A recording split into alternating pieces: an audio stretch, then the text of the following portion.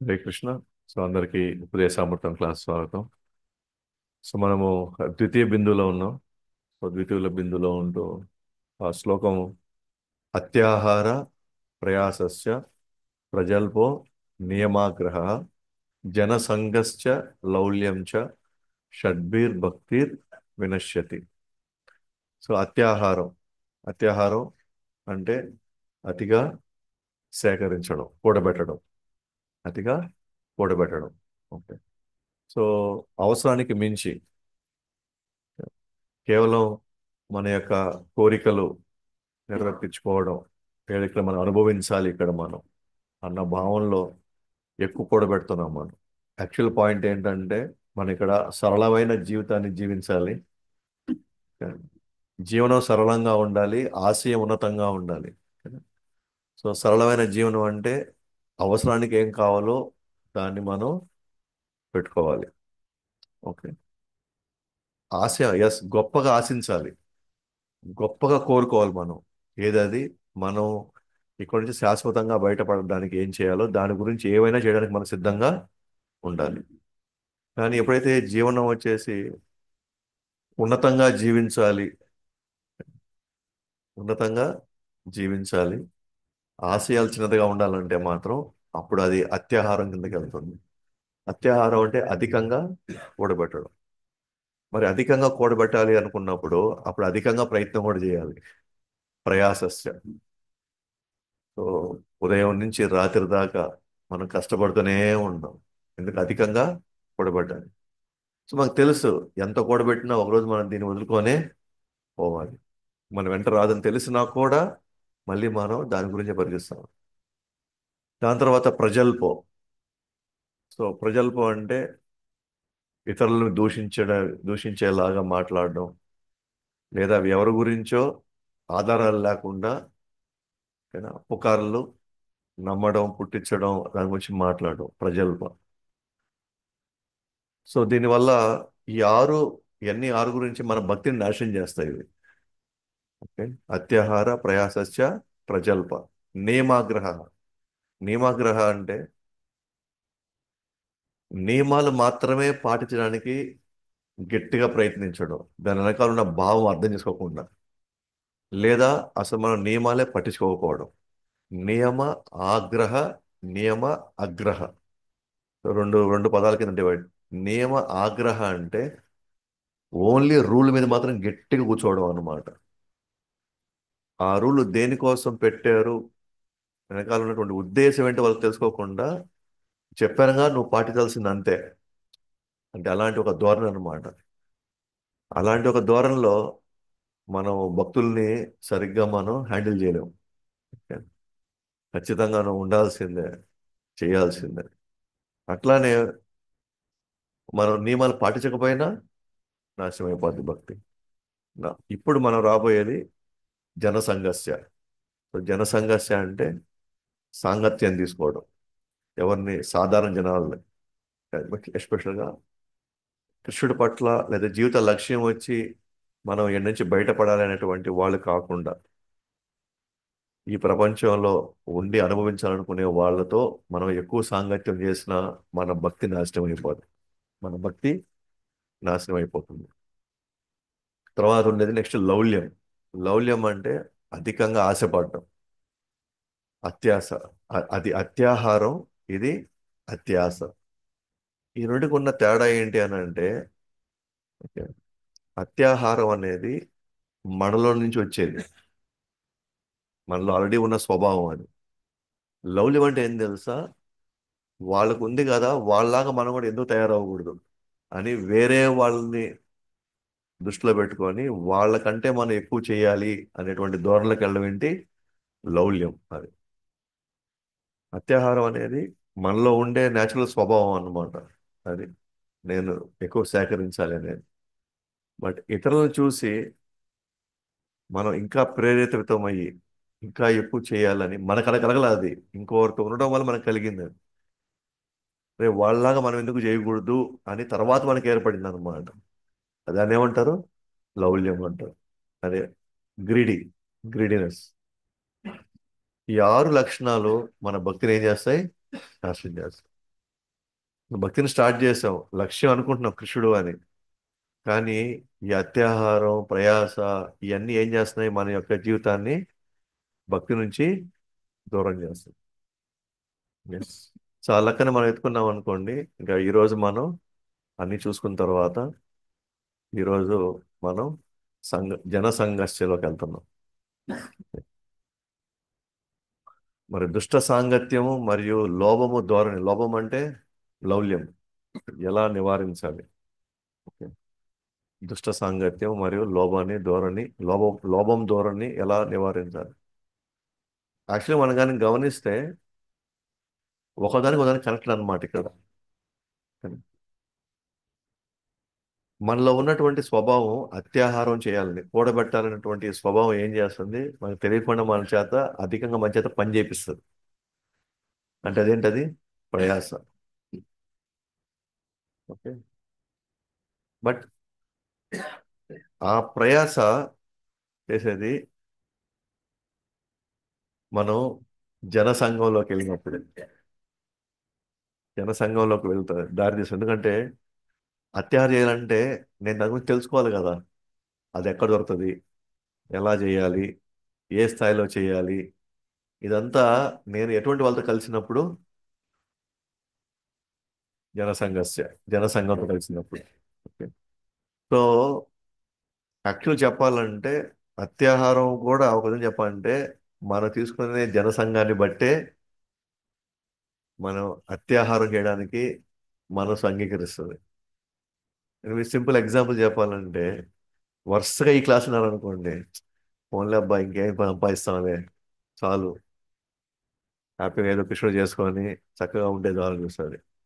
ఈ 7 రోజులు ఇది ఎగిరిపోయి 7 రోజులు వేరే వాళ్ళతో సాంగతి చేసాం అనుకోండి, ఏమంటారు? మళ్ళీ చేసుకోవచ్చులే అబ్బాయి, ఇదంతా ఇంకా వయసు ఉంది, ఇంకా టైం ఉంది మనకి అనే పాయింట్లోకి వెళ్ళిపోతుంది. అంటే ఎవరు ఇన్ఫ్లుయెన్స్ చేస్తున్నారు? సాంగత్యం. సో అందుకనే మీరు కానీ చూస్తే జనసంఘర్షాన్ని ఈ శ్లోకంలో వస్తుంది, నెక్స్ట్ శ్లోకంలో కూడా వస్తుంది. మోస్ట్ పవర్ఫుల్ సెంటర్ వచ్చి ఏంటంటే మన భక్తిలో కొనసాగాలంటే భక్తుల సాంగత్యమే మోస్ట్ కీ ఫౌండేషన్ అన్నమాట. ఆ ఫౌండేషన్ లేదు, అది సరిగ్గా లేదనుకోండి, ఎప్పుడైనా సరే మనం ఆ, ఈ వాతావరణం నుంచి మనం వెళ్ళిపోయేసి మన సాధారణ వ్యక్తుల్లాగే వాళ్ళ ఆశయాలు ఏముంటాయో దాని తగినట్టుగానే మనం నడుచుకొని పోవాల్సిందే. అండ్ ఈ జనసంఘర్ష అత్యాహార కావాలి, అత్యాహారానికి ప్రయాస చేయాలి. ప్రయత్నంలో నాకు చాలా మంది ఒక సాంగత్యం కావాలి. ఎప్పుడు నేను జనసంఘర్షలోకి వచ్చానో ఆటోమేటిక్ నేను ప్రజల్ప చేయాల్సిందే. నేను అనవసరం విషయాలు నేను మాట్లాడాలి నేను. ఎప్పుడైతే అనవసర విషయాలు మాట్లాడాల్సి వస్తుందో వాళ్ళ మధ్యలోనే నియమాగ్రహ కూడా అయిపోద్ది. నియమాగ్రహ అంటే ఏంటి?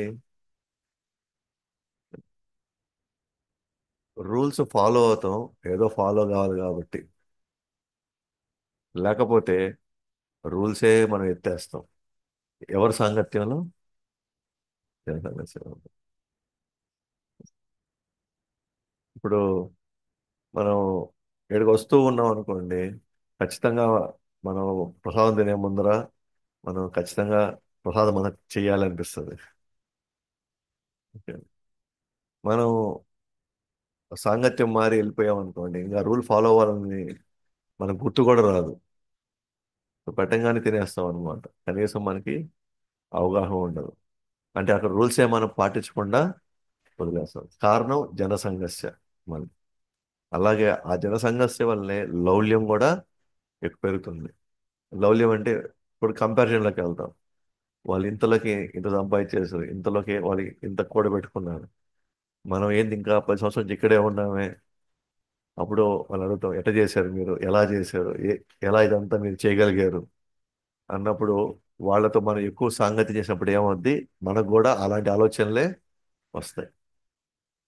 అంటే ఒక విధంగా చెప్పాలంటే ఆ, ఈ 6 అంశాల్లో అతి ముఖ్యమైనది ఏంటి? మన భక్తిని నాశనం చేసేది సాంగత్యం. కాబట్టి సెంటర్ వచ్చి యాక్చువల్ జనసంఘమే మెయిన్ సెంటర్. ఈ 6, మిగతా 5 దెబ్బతినిపోతాయి. మన యొక్క స్థితిగతుల్నే మార్చేస్తుంది అనమాట. అందుకనే భాగవతం అంతా నిండిపోయి ఉండేది. మనం ఉండేటువంటి ఏదైతే పాపులేషన్ ఉందో, ఏది భక్తులు పాపులేషన్ ఉందో, అది చాలా చాలా ఎక్కువ ఉందా తక్కువ ఉందా? ఏమో అది, భక్తులు ఎక్కువ మంది ఉన్నారా తక్కువ మంది ఉన్నారా?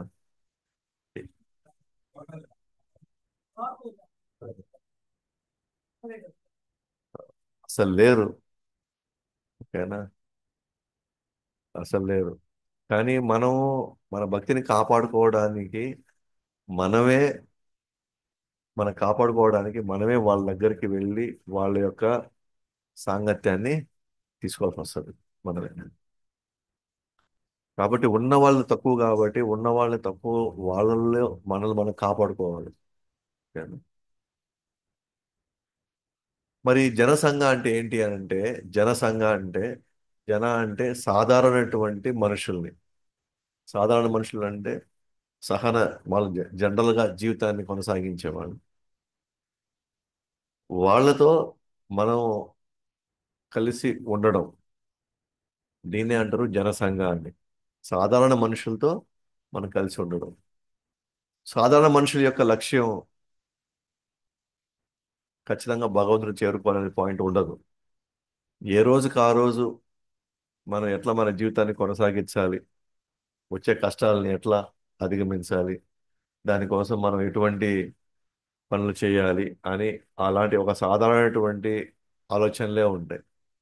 అట్లాంటి వాళ్ళతో మనం సాంగత్యం చేస్తున్నప్పుడు మన ఆలోచనలు కూడా ఆ స్థాయిలోనే ఉంటాయి.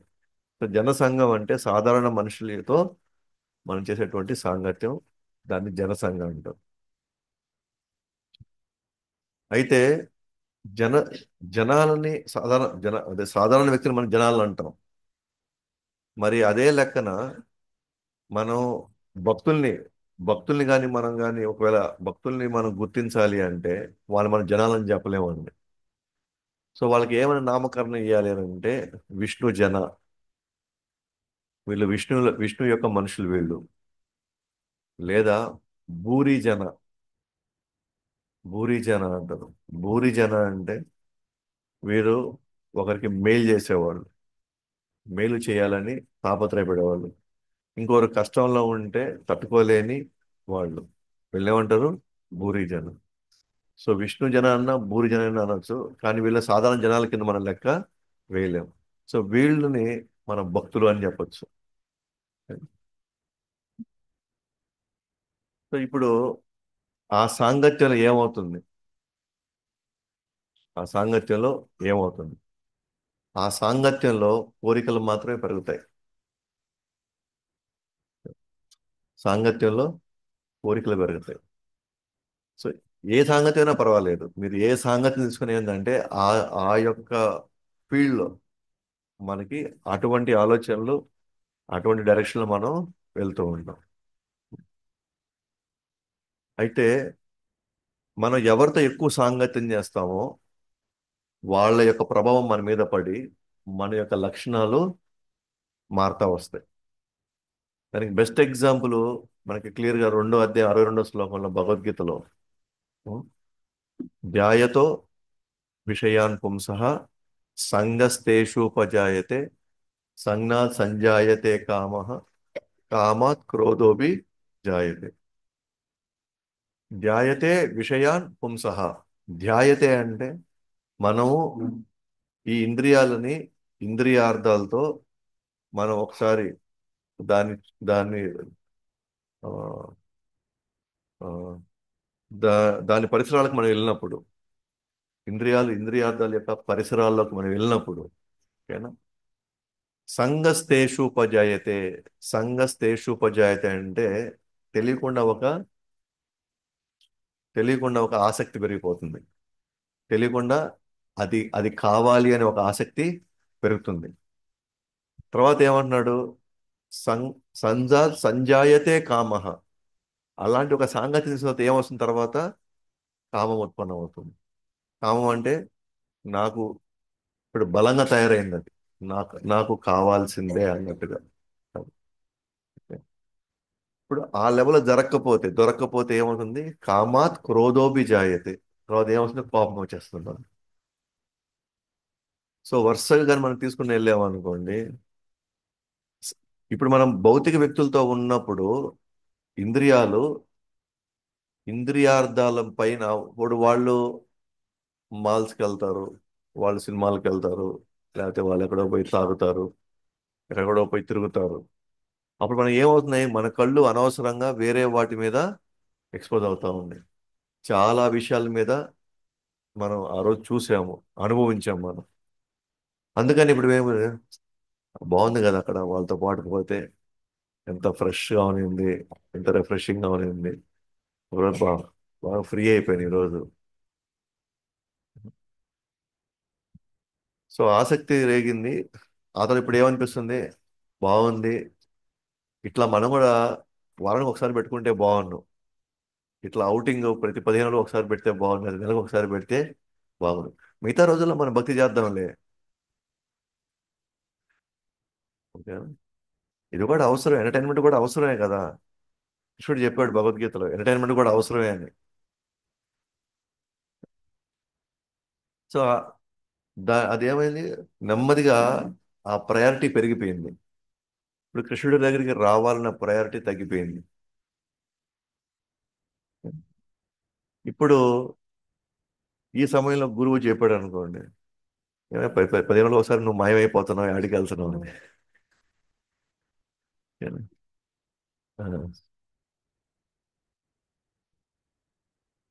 ఆ, లేదు బ్రో, ఊరికే అట్లా 14 రోజులు అట్లా ఫుల్ ఆఫీసు అంతా బాగా గందరగోళం ఉంది. ఆ, ఊరిని అట్లా బయటికి జస్ట్ అట్లా వెళ్ళాను, అట్లా జస్ట్ ఒకసారి చల్ల గాలికి అట్లా వెళ్ళాను.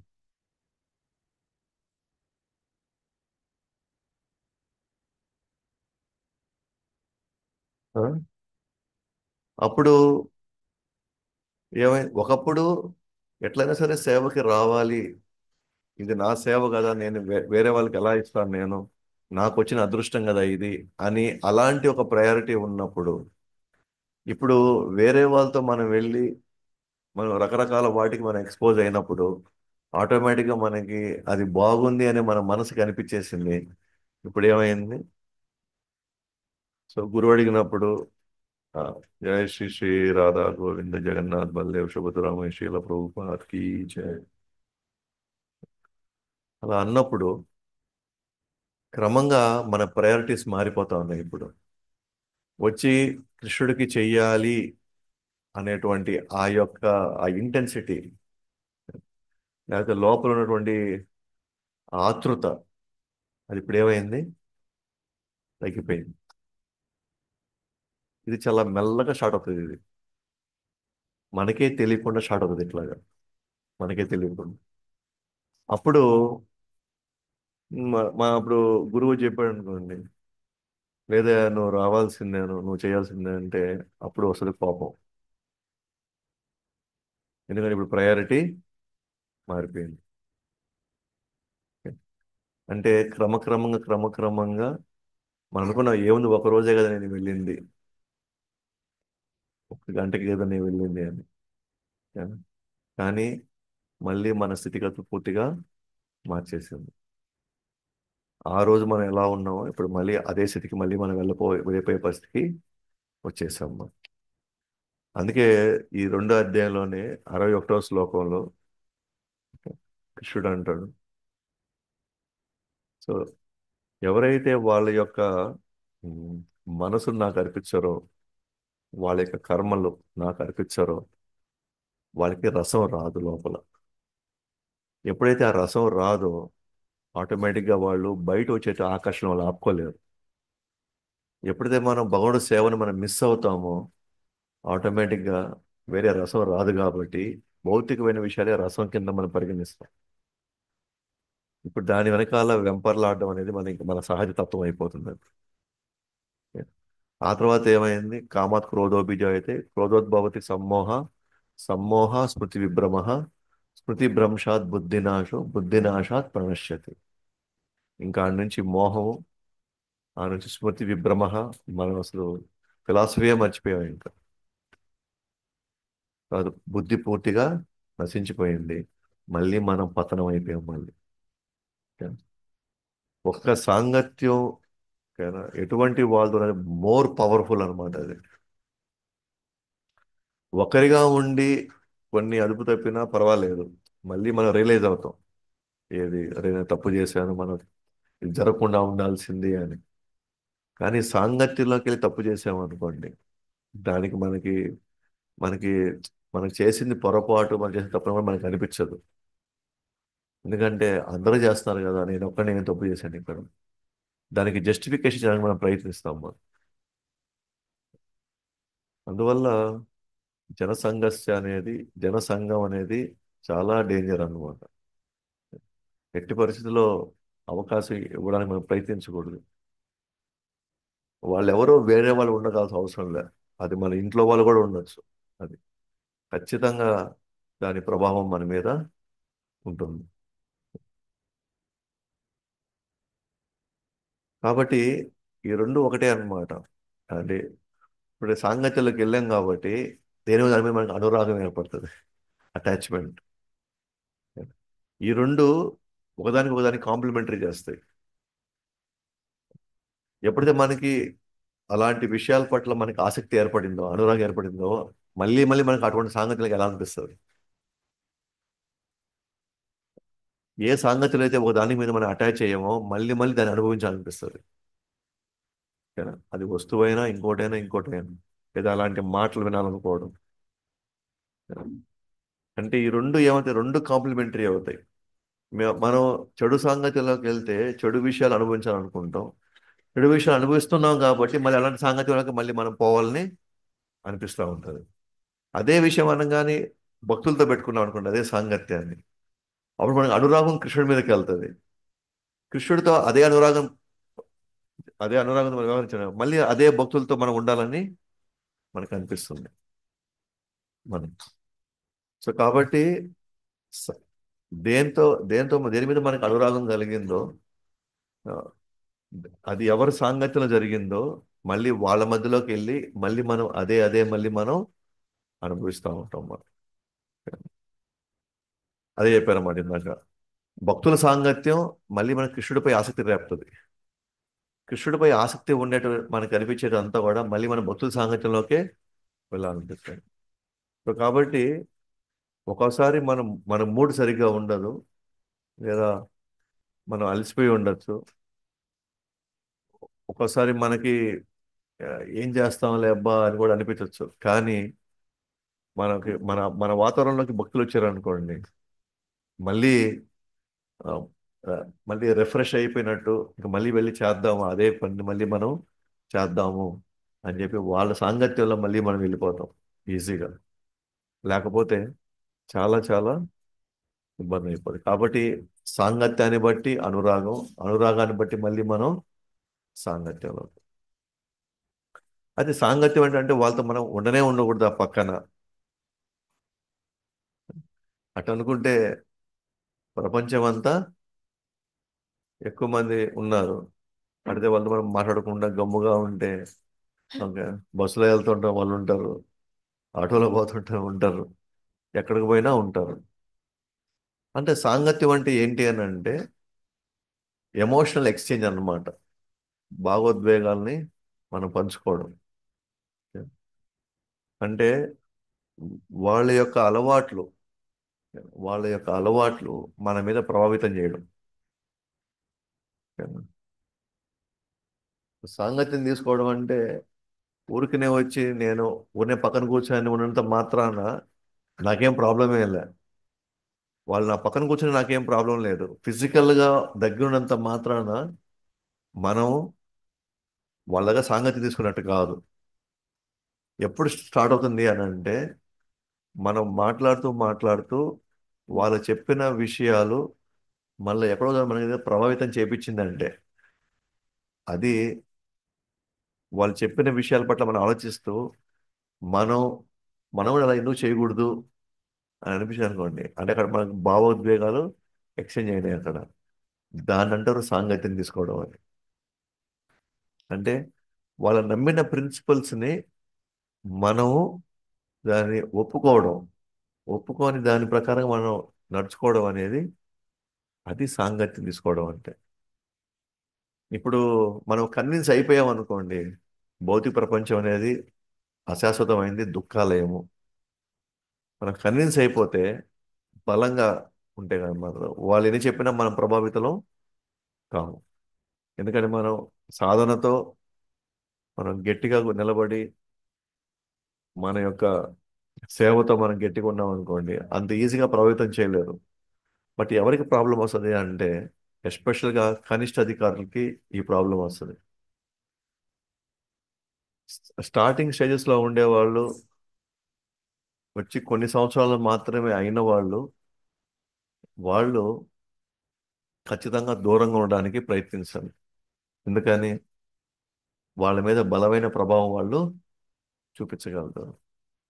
ఒక 20 సంవత్సరాలు 30 సంవత్సరాలు దాటిన వాళ్ళకి వాళ్ళు వాళ్ళ దగ్గర సాంగత్యం తీసుకోవాల్సిన అవసరమే అసలు లేదు.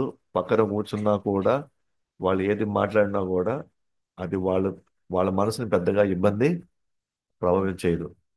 ఓకేనా? ఇక్కడ ఎన్ని సంవత్సరాల కంటే కూడా ఎంత సిన్సియర్గా వాళ్ళు ఆ సాధన చేశారు, ఎంత సీరియస్గా వాళ్ళు సేవ చేశారు, అది వాళ్ళని బలంగా కృష్ణుడికి కృష్ణుడు చెప్పినటువంటి విషయాలకి వాళ్ళు అంటిపెట్టుకొని ఉంటారు. కాబట్టి భాగోద్వేగాలు పంచుకోవడంలోనే సాంగత్యం అంటే. ఉన్న పక్కన కూర్చున్నంత మాత్రాన ఆ, నా పక్కన ట్రైన్లో ఎవరో కూర్చున్నారు, ఇబ్బంది ఏం లేదు.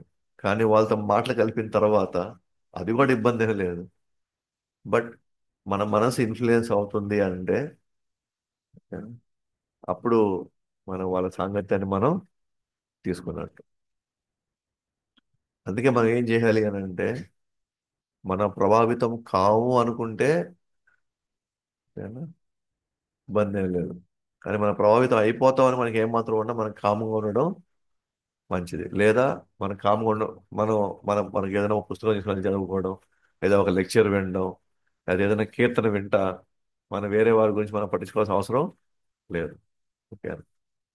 ఆ, మన పక్కన ఏదో రాజకీయాలు మాట్లాడతారు, ఏదో వాళ్ళ ఇంట్లో వాళ్ళ గురించి మాట్లాడతారు, లేకపోతే మా బంధువులు ఇట్లా అమెరికాకి వెళ్ళారు, అక్కడికి వెళ్ళారు, ఇక్కడికి వెళ్ళారు అంటూ ఉంటారు. బట్ మనం వాటి ప్రభావితంలో పోకుండా ఉండాలి అని అంటే మనతో వాళ్ళతో అవి పంచుకోవడం వల్ల మనం డిస్టర్బ్ అవుతాము అనుకుంటే మాత్రం మనం చక్కగా మన యొక్క దాంతో మనం భక్తుల యొక్క సాంగత్యం తీసుకోవచ్చు మన క్లాసెస్ రూపంలో కానీ. సో సాంగత్యం యొక్క సామర్థ్యాన్ని బట్టి ఆ సాంగత్యం మన సమర్థతను పెంచుతుంది.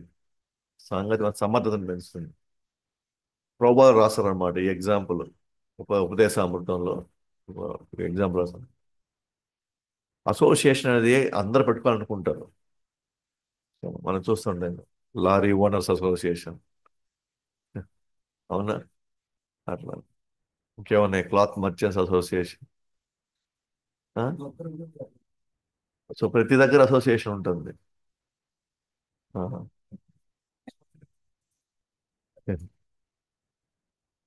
ఎందుకు అసోసియేషన్ ఎందుకు ఎందుకు అలా వాళ్ళు అసోసియేషన్ ఎందుకు పెట్టుకుంటున్నారు వాళ్ళు? వాళ్ళ ప్రాబ్లమ్స్ ని వాళ్ళు సాల్వ్ చేసుకోవడానికి. సో ఎవరికి ప్రాబ్లమ్స్ వస్తాయి, ఎవరు సాల్వ్ చేస్తారు? ఆ, అంతేనా? అందుకేనా అసోసియేషన్ అనేది? వాళ్ళ ప్రాబ్లం వచ్చినప్పుడు అధ్యక్షుడు చెప్పుకొని అధ్యక్షుడు సమస్య తీర్చి వెళ్ళిపోవడానికి.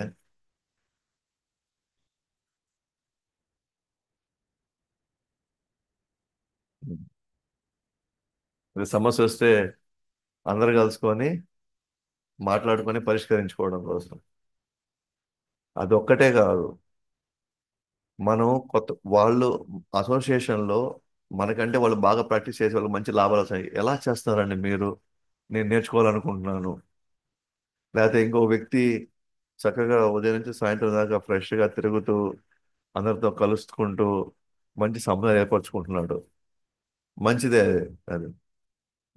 ఆ, ఏది మీకు మీకు ఏది మిమ్మల్ని ఎట్లా ఏది ప్రేరేపిస్తుంది మీకు? ఇట్లా అందరిని కలుసుకున్నంత ఓపిక ఎక్కడి నుంచి వస్తుంది? అంతేనా? వాళ్ళ దగ్గర నుంచి మనం ప్రేరణ పొందడానికి. వాళ్ళు అంత ఉత్సాహంగా చేస్తారు కాబట్టి మనకి ఎందుకు అంత ఉత్సాహం లేదు అని, అందుకే అసోసియేషన్ అనేది. ప్రాబ్లమ్ సాల్వ్ చేసుకోవడం ఒకటి ఉంది. కానీ వాళ్ళ దగ్గర నుంచి మనం చాలా నేర్చుకోవచ్చు. వాళ్ళు ఎక్కడి నుంచి మెటీరియల్ తెప్పిస్తున్నారు, ఎక్కడ వాళ్ళకి తక్కువ వస్తుంది. అవునా? అప్పుడు ఇప్పుడు ఎవరు చెప్పరు అనుకోండి మరి మళ్ళీ. ఆ, కానీ అసోసియేషన్ అందుకనే అది అందరికీ మేలు చేయాలి అనే పాయింట్ అసోసియేషన్ యాక్చువల్గా. ఆ, ఇప్పుడు వచ్చి ఇప్పుడు వచ్చి ఏంటంటే ఆ పాయింట్ లేదు, బట్ సాంగత్యం దానికోసమే. అందుకని ఇప్పుడు మన బ్యాంకు ఉద్యోగులు అసోసియేషన్ ఉందనుకోండి. ఎందుకంటే వాళ్ళు ఇప్పుడు నేను బ్యాంకు ఉద్యోగి అవ్వాలి అనుకుంటే బ్యాంకు ఉద్యోగుల యొక్క సాంగత్యంలోకి వెళ్ళాలి నేను. అప్పుడు వాళ్ళు ఎలా ప్రిపేర్ అవ్వాలి, దానికి ఎటువంటి పుస్తకాలు తెచ్చుకోవాలి, ఎటువంటి క్వశ్చన్స్ వస్తాయి, అప్పుడు నేను తెలుసుకొని నేను దానికి ప్రిపేర్ అవ్వచ్చు. నేను అప్పుడు బ్యాంక్ ఉద్యోగిని అవుతాను. అట్లా ఇంజనీర్ల అసోసియేషన్ ఉంటుంది, డాక్టర్ల అసోసియేషన్ ఉంటుంది. అట్లానే వ్యాపారుల అసోసియేషన్ ఉంటుంది. తర్వాత అదే ఇస్కాన్ లో భక్తుల సాంగత్యం కూడా ఉంది. అట్లా భక్తుల సాంగత్యం ఉంది. సో ఇప్పుడు సాంగత్యం మనల్ని ప్రేరేపిస్తుంది.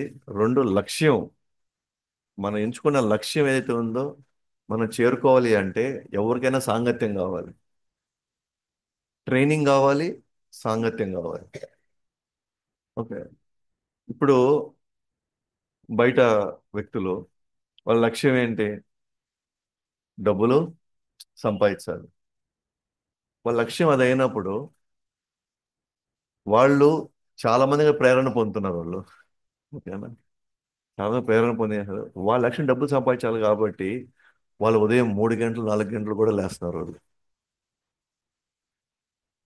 ఎట్లయినా సరే లక్ష్యాన్ని అందులో వదిలిపెట్టుకుంటారు. ఏదో ఈ సంవత్సరం కాలమే ఒక 10 లక్షలు సంపాదించాలి, లేదా ఇది అయ్యే లోపల 2 సంవత్సరాల లోపల నాకంటూ ఒక సొంత ఇల్లు ఉండాలి.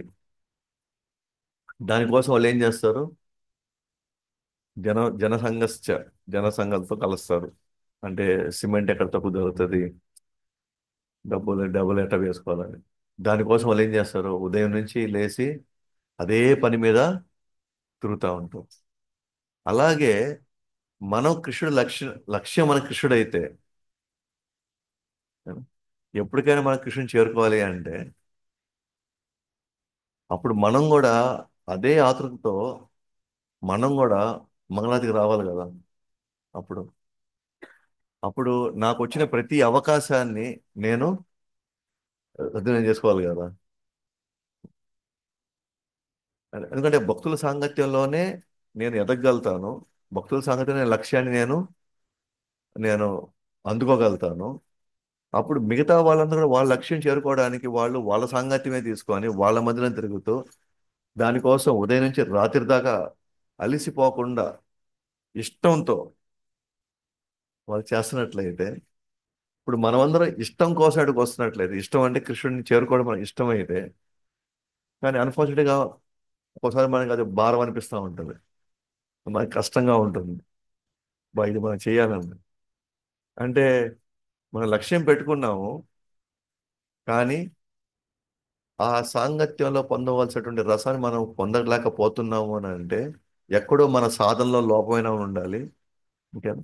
లేదా మన సిద్ధాంతాన్ని అర్థం చేసుకునే క్రమంలో మనం సరిగ్గా ఇంకా పూర్తి అవగాహన అయినా రాకుండా ఉండాలి.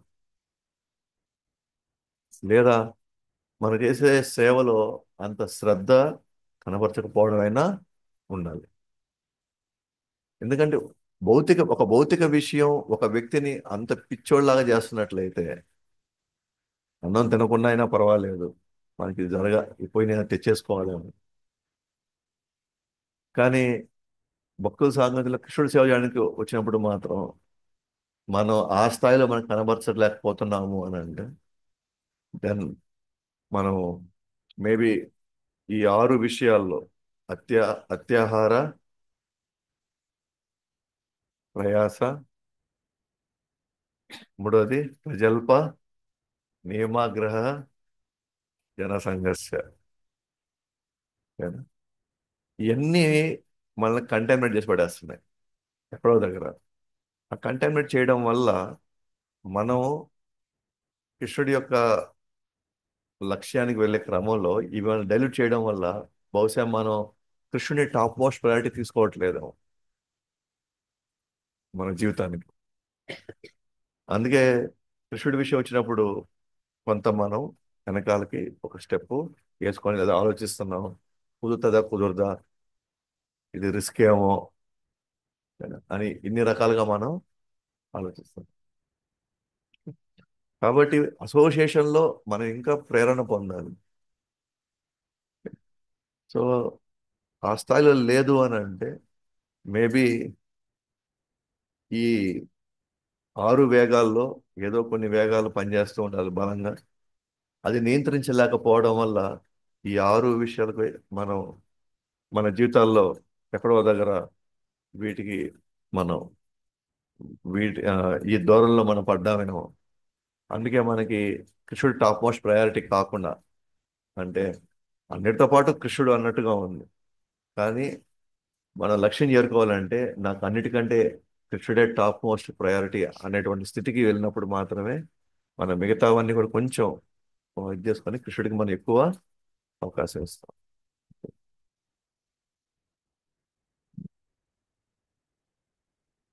ప్రభుపాద వారు కొన్ని ఎగ్జాంపుల్స్ అనమాట. చెడు సాంగత్యంలో ఏ విధంగా ఒక స్థాయి భక్తులు కూడా కింద పతనమయ్యారు చెడు సాంగత్యం. ఒకటి కోరికల వల్ల కాలకృష్ణదాస్ అని చెప్పి ఒక చైతన్య చరితామృతంలో వస్తుంది. అతను సాక్షాత్తు చైతన్య మహాప్రభు సాంగత్యంలో కూడా పక్కకి వెళ్ళాడు.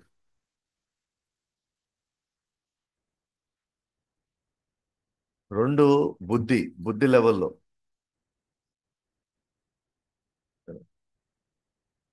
అజామినుడు, అతను బ్రాహ్మణుడు అతను. మూడు, విశ్వాసం కూడా దెబ్బతినిపోయింది. విశ్వాసం, బుద్ధి దెబ్బతింది. అజామినుడికి బుద్ధి ఉన్నా కూడా అది హోల్డ్ చేయలేకపోయింది. తన యొక్క తన కంట్రోల్ చేసుకోలేకపోయాడు బుద్ధి లెవెల్లో. బుద్ధి ఉండి కూడా, అంటే బ్రాహ్మణుడు అయి శాస్త్ర చదివినా కూడా. మూడోది విశ్వాసం. అసలు విశ్వాసమే దెబ్బతినిపోద్ది. అంటే ఫౌండేషన్ ఏంటి, దేనికైనా ఎక్కడో విశ్వాసం ఉంది. ఆ విశ్వాసమే దెబ్బతినింది అనుకోండి, ఇంకా మళ్ళీ దాన్ని మళ్ళీ ఇంక మన దాన్ని తీసుకోమన్నమాట ఇంక. అది కైకేయి.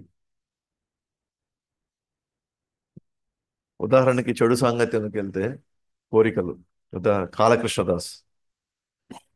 సో కాలకృష్ణదాస్ ఒకసారి చైతన్య మహాప్రభు తన ఒక యాత్రలోకి వెళ్తున్నప్పుడు అందరూ వచ్చి నువ్వు ఒకరిగా పోవద్దు, నువ్వు ఒకరిగా పోతే నీకు ఎప్పుడైనా మధ్యలో ఏదైనా భావావేశం వచ్చాయనుకోండి, కృష్ణుడి మీద రాధారాణి మీద వస్తే నువ్వే నీకే తెలియకుండా ఎటు పోతావో తెలియదు, లేకపోతే నువ్వు సరిగ్గా టైంకి నువ్వు తింటావా ఎక్కడ పడిపోతావా నీకే అసలు కంట్రోల్ ఉండదు. కాబట్టి నీతో పాటు ఒక అసిస్టెంట్ తీసుకెళ్ళు అంటాడు. అసిస్టెంట్ ఎందుకు ఉండాలి మామూలుగా? ఆ సో యజమానికి లేకపోతే గురువుకి ఆయన అవసరాలకి ఏదైతే అవసరం, ఆయనకి అవసరం ఏదైతే ఉందో మనం దగ్గరుండి మన పని అది ఒకటే. ఇంకా అక్కడ మనం నేను అసిస్టెంట్గా పోయి యాత్రలో నేను పోయి అన్ని చూసుకొని రాకూడదు. ఆయన నా కోసం వెయిట్ చేయకూడదు అనమాట. ఎప్పుడు వస్తాడు అబ్బా, నాకు ప్రసాదం ఎప్పుడు పెడతాడు, నాకు నా బట్టలు ఎప్పుడు తీసి పెడతాడు, లేకపోతే ఉండదు. కానీ అసిస్టెంట్ ఎలా ఉండే, నేను చూడకపోయినా నేను తినకపోయినా పర్వాలేదు, ఈయనకి రైట్ టైంకి నేను అన్ని అందియాలి. అట్లాంటి కాలకృష్ణదాసు ఓకేనా, ఒక ఒక మోసకారి అయిన ఒక ఆమెతో,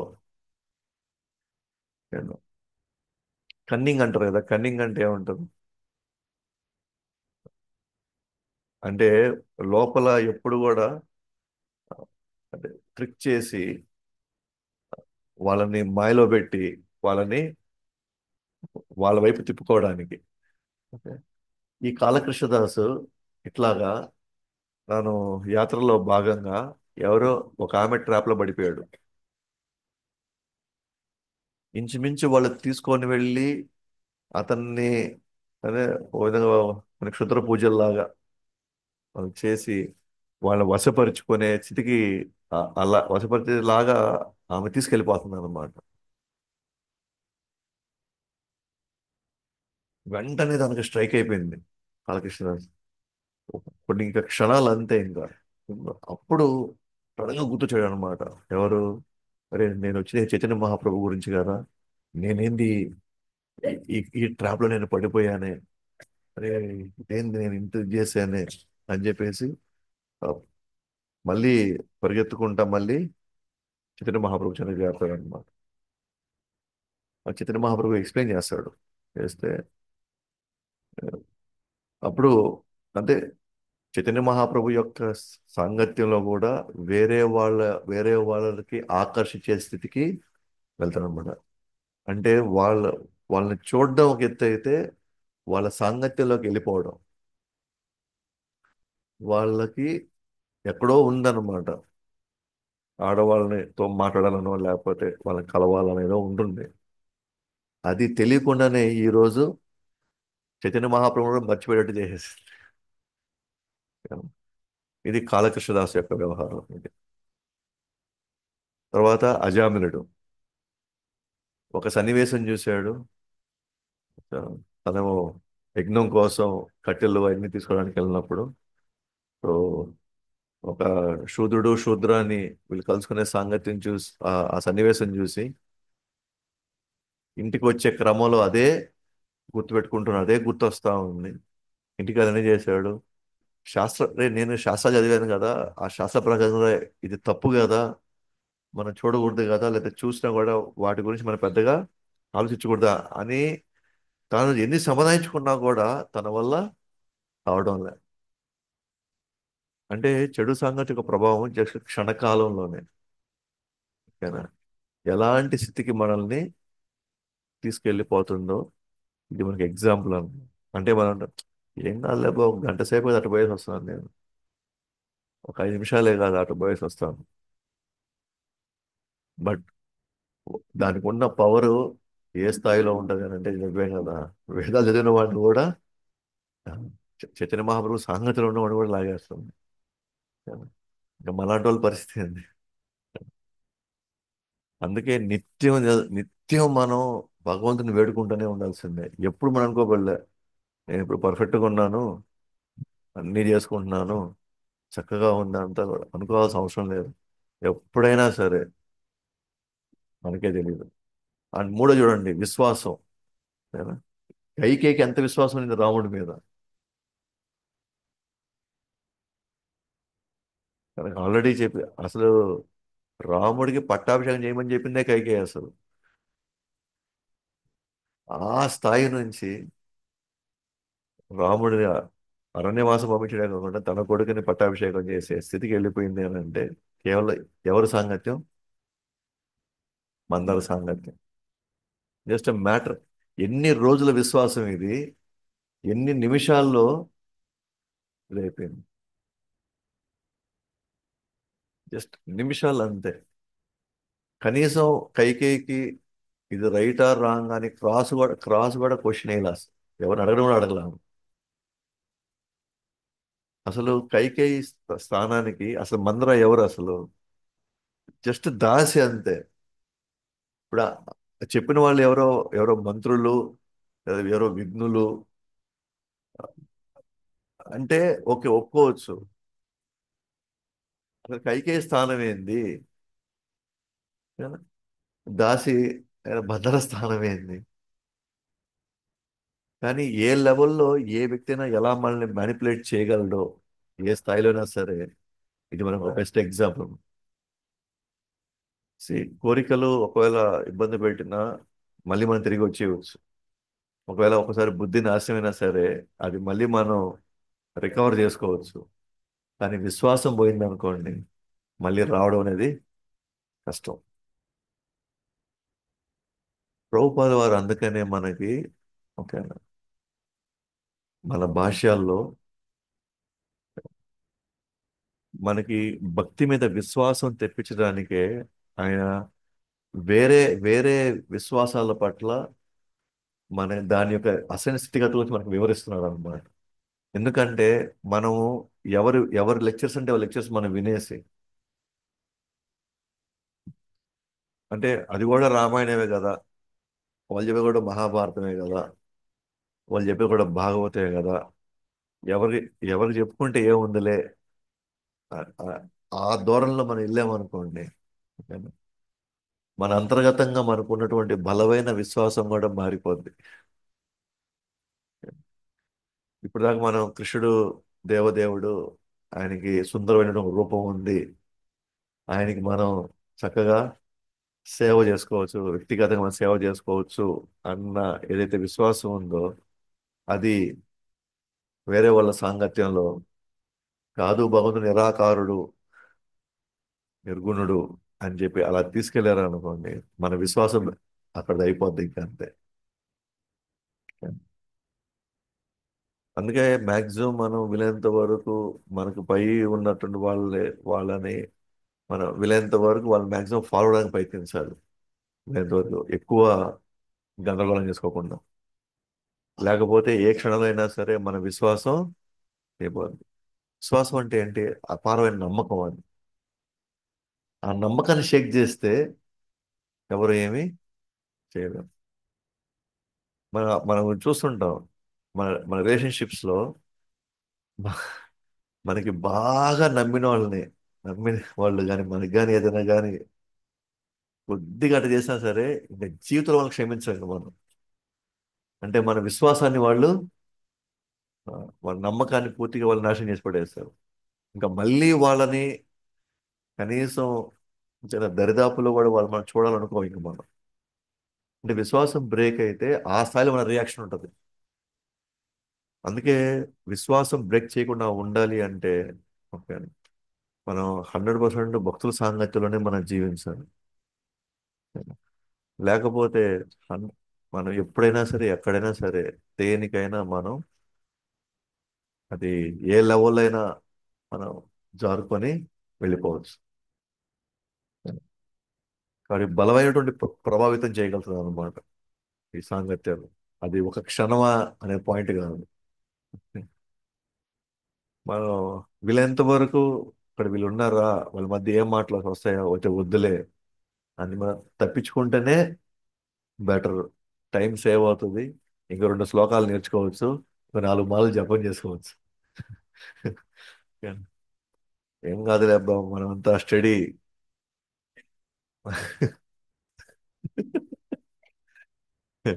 మనం స్టడీ అంతా ఏ ఇబ్బంది అయినా అనుకున్నాం అనుకోండి.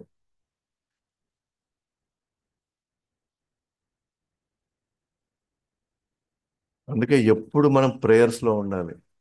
కృష్ణుడిని, ప్రభుపాద వారిని, కృష్ణ అడిగి వెళ్తున్నాను, నాకు మాత్రం నా యొక్క భక్తిలో కానీ నా విశ్వాసంలో కానీ ఎటువంటి ఇబ్బంది రాకుండా చూసుకొని అయినా అసలు వాళ్ళ ప్రభావం నా మీద పడకుండా చూసుకోవాలి.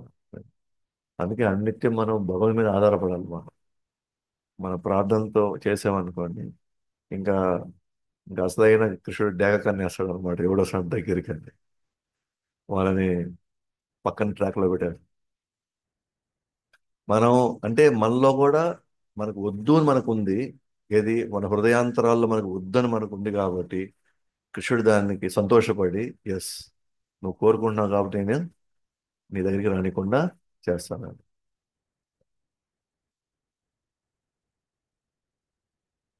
సో అది నేను ఎక్స్పీరియన్స్ చేశాను అనమాట. బట్ ఇది డిఫరెంట్ ఎగ్జాంపుల్. బట్ అంటే మనం ప్రే చేస్తే ఏ విధంగా మనకి దాని ప్రభావంలో పడకుండా ఉంటాం అనేది ఎక్స్పీరియన్స్ అనమాట. ఆ, మనం మేము బుక్స్ డిస్ట్రిబ్యూషన్కి వెళ్తున్నప్పుడు, స్టార్టింగ్ డేస్లో వెళ్తున్నప్పుడు ఎట్లా ఉంటుందంటే, ఉమ్, అంటే బాగా చేసిన రోజులేమో విపరీతంగా పొంగిపోయేది.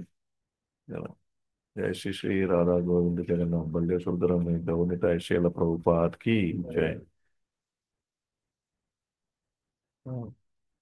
ఓకే, బాగా చేస్తూ ఉంటాం కదా. బాగా వెళ్ళిన రోజు మన టోల్ లేరులే బార్ ఓకే, అసలు జరగలేదు అనుకోండి, రేపేం వద్దులేము, పోయినా ఏం పోవడం లేదు, రేపు పోయినా వేస్ట్, రేపు నా వల్ల కాదులే అని చెప్పేసి మనం ఇదైపోతాం. ఐదర్ ఆ ఎక్స్ట్రీమ్కి వెళ్తాం, లేదంటే ఈ ఎక్స్ట్రీమ్కి వచ్చేస్తాం. ఇట్లా కొన్ని రోజులు అంటే బాగా రోజులు బాగుంటుంది, లేకపోతే ఇంకోటి ఏంటంటే అది మనం ఎందుకంటే రిజల్ట్ మీద బేస్ అయి ఉన్నాం కదా. వాళ్ళకి తీసుకోండి, అటువంటి తీసుకోండి, తీసుకోండి మీరు. ఏమయ్యా మీరు డబ్బులు కూడా లేవు ఆ మాత్రం మీరు అంటే మనమే, అంటే వాళ్ళని ఫోర్స్ చేయడం అనమాట. అదంతా దాన్ని ఖర్చు పెడతారు, మూర్ఖులారా. అంటే కోపం వచ్చేసి ఉంటది మనకి. ప్రాబ్లం ఏంది, మనకి రిజల్ట్ కావాలి. అది వాళ్ళ ఇష్టం కదా, వాళ్ళకి ఉంటే కొంటారు, లేకపోతే లేదు. అవసరమా? సో కొన్ని రోజుల తర్వాత నేను విన్నాను అనమాట. మనం రిజల్ట్ ఓరియంటెడ్గా వెళ్ళాము అనుకోండి, మనం ఎగ్జాస్ట్ అయిపోతాము. అంతర్గతంగా మనం లోపల ఆ, ఒకటి చేసినా రెండు చేసినా కూడా అమ్మయ్య ఈరోజు చేసాం ఆయన చాలు అని తెలివి అలసిపోతాం లోపల మనం. అలా కాకుండా నువ్వు ప్రే చేసుకుని వెళ్ళి ప్రభుపాద వారి దగ్గరికి ప్రే చేసుకున్నప్పుడు ప్రభుపాద వారి ఆ, ఏం చేసినా సరే అది నీ రిజల్ట్ అది. ఓకేనా? నీకు 10 వచ్చినా అది నీ వల్లే వచ్చింది, సున్నా వచ్చినా నీ వల్లే వచ్చింది. నేను జస్ట్ నేను ఆ, ఎటువంటి ఉమ్, ఆ, అలసత్వం లేకుండా నా ప్రయత్నం నేను గట్టిగా చేస్తాను. ఆ తర్వాత అది నీదే అనుకున్నాను. ఆ తర్వాత యాక్చువల్లీ చెప్పండి, సర బుక్స్ పోతున్నాయి తర్వాత. ఎందుకంటే అక్కడ ప్రభుపాద వారికి ఇష్టం ఇది పుస్తకాలు పంచడం అనేది. ఇప్పుడు ప్రభుపాద వారి యొక్క అనుగ్రహం ఉపయోగ రావడం వల్ల అసలు అట్లా అట్లా ఇద్దరితో మాట్లాడుతునుకోండి, అక్కడ నాకు తెలియకుండా గుంపు వచ్చేస్తున్నారు. ఆ మాట్లాడడం మాట్లాడడం వాళ్ళు కూడా ఒక పుస్తకం తీసుకెళ్ళిపోతున్నారు అనమాట. అట్లనే అట్లా రోజు ఉండదు. కొన్ని రోజులు మన ప్రయత్నం కూడా రాకపోయినా సరే, మనం మనం గురువుకి ఎంతవరకు మనం బాధ్యత. నా ప్రయత్నం నేను చేశానా లేదా, నా ప్రయత్నం చేశాను, హీ సాటిస్ఫైడ్. అప్పుడు నాకు తక్కువ వచ్చినా ఎక్కువ వచ్చినా ఉండదు. నేను ఎందుకు ఆ మాట అంటున్నానంటే, భక్తుల అభక్తుల సాంగత్యంలోకి మనం వెళ్తున్నప్పుడు అది ఏదైనా సరే, స్థావరం ఏదైనా సరే, మనం యాక్చువల్గా ప్రే చేసుకొని వెళ్ళాలి. ఓకేనా? మనం ప్రే చేసుకోకపోతే ఏదో ఒక ఏదో ఒక మాటకి, ఏదో ఒక సన్నివేశానికి మనం ప్రభావితం అయ్యి మన భక్తి భక్తిలో ఉన్నటువంటి ఇంటెన్సిటీ తీవ్రత అది డైల్యూట్ అయ్యేదానికి అవకాశం ఉంది. నెక్స్ట్, సో ఈ విధంగా జనసంఘర్ష, సో జనసంఘర్షలోకి వెళ్ళామనుకోండి, ఖచ్చితంగా మనం ప్రభావితం అయ్యేది గ్యారంటీ. అందువల్ల వీలైనంత వరకు మనం వాళ్ళతో భావోద్వేగాలతో ఆ యొక్క ఎక్స్చేంజ్, ఓకేనా, అది జరగకూడదు. ఓకే. సో వాళ్ళ యొక్క ప్రిన్సిపల్స్, వాళ్ళ విశ్వాసం మన మనము ప్రభావితం కాకూడదు. వాళ్ళ విశ్వాసానికి మనం ప్రభావితం అయ్యామనుకోండి, మనం నాశనం అయిపోతాం. కానీ మన విశ్వాసం ప్రభావితం అనుకోండి, వాళ్ళకి మేలు జరుగుతుంది. ఓకే. నేను అక్కడికి ఎందుకు వెళ్తున్నానంటే, నేను కృష్ణుడి గురించి చెప్పి వాళ్ళ విశ్వాసాన్ని పెంచి వాళ్ళకి ఎంతో కొంత నేను హరినామం చెయ్యండి అని చెప్పడానికి అవకాశం నేను నా ద్వారా నేను తీసుకోవడానికి నేను వెళ్తున్నాను. దట్ ఈస్ రైట్ అప్రోచ్ అన్నమాట. అలా వెళ్తే ఎటువంటి ఇబ్బంది ఏం లేదు. మనం ఎంతమంది అయినా మనం కలవచ్చు. కానీ మనం వెళ్ళి సాంగత్యం వాళ్ళ దగ్గర తీసుకొని వాళ్ళ ఇది ప్రభావితం అయ్యి మళ్ళీ మనం వచ్చి మన మీద డౌట్ పడకూడదు ఇప్పుడు. అలాంటి ఇది మనం చేయకూడదు అనమాట. సో అక్కడ వరకు మనం జనసంఘర్షణ చూసాం. నెక్స్ట్ లౌల్యం. సో లౌల్యం అంటే అధికమైన అధికమైనటువంటి ఆశ. దానికి ఒక లిమిట్ అంటూ ఏమీ ఉండదు. ఓకే. రెండు, నీకు కోరిక ఉండొచ్చు, డిస్ప్రపోర్షనేట్ అంటారు ఇంగ్లీష్లో. రెండోది ఒకటి ఎక్సెసివ్. ఎక్సెసివ్ అంటే అధికమైంది. డిస్ప్రపోర్షనేట్ అంటే నీకు కావాల్సింది చాలా ఉంది ఇక్కడ, నీకు కావాల్సింది చాలా ఉంది, కానీ నీ అన్నీ తీర్చుకోవడానికి ఇక్కడ అంత అవకాశం లేదు. నీకు కావాల్సినవన్నీ తీర్చుకోవడానికి కావాల్సినటువంటి ఇక్కడ ప్లాట్ఫాము లేదు. అండ్ మూడు, నీకు లేదు కాబట్టి ఇక్కడ నువ్వు కోరుకున్నవన్నీ ఇక్కడ తీర్చుకోవడానికి ఇక్కడ అవకాశం లేదు. కాబట్టి నువ్వు ఎప్పుడు తృప్తి చెందని వాడిగానే ఉండిపోతావు. నీ కోరికలు ఎప్పుడు కూడా తృప్తి చెందనటువంటి కోరికలుగానే మిగిలిపోతాయి. సో మనకి ప్రభుపాద గారు భాషణ చెప్పినట్టుగా మనకి ఆ, మన దగ్గర ఎన్ని కోరికలు ఉన్నాయి?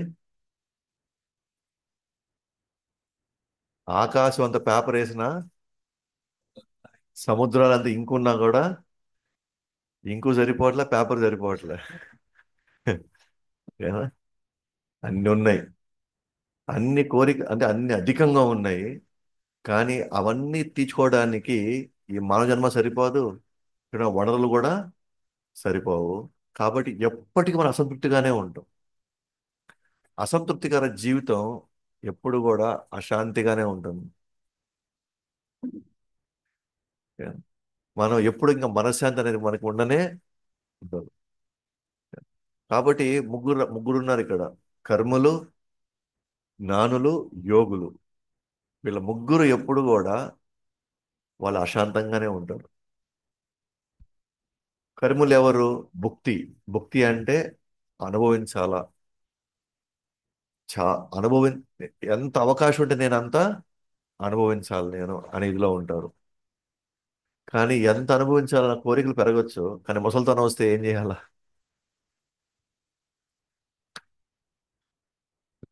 లోపల అనుభవించాలన్న కోరిక బలంగా ఉంటుంది, కానీ శరీరం సహకరించదు.